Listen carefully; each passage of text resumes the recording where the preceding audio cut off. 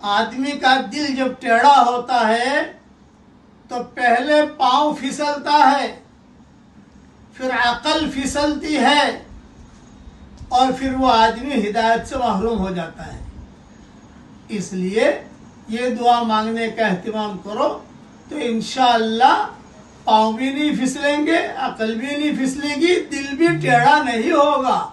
اب پڑھیے میرے ساتھ، ربنا لا تزغ قلوبنا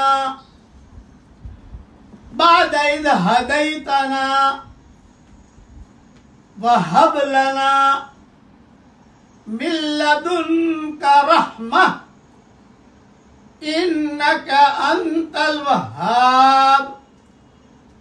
اے ہمارے پیارے رب، ہمیں ہدایت دینے کے بعد ہمارے دل ٹیڑھے نہ کر دے، اور ہمیں اپنے پاس سے رحمت عطا فرما، یقیناً تو ہی بہت بڑی عطا دینے والا ہے۔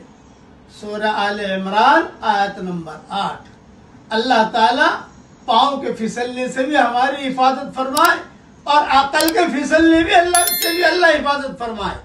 آج کل لوگ جو ہے عقل کے پھسلنے کی وجہ سے پریشان ہیں، جو ساری دنیا میں پریشانی آ رہی ہے، عقل پھسل گئی ہے۔ اللہ تعالیٰ ہم سب کو صحیح سمجھ عطا فرمائے، آمین۔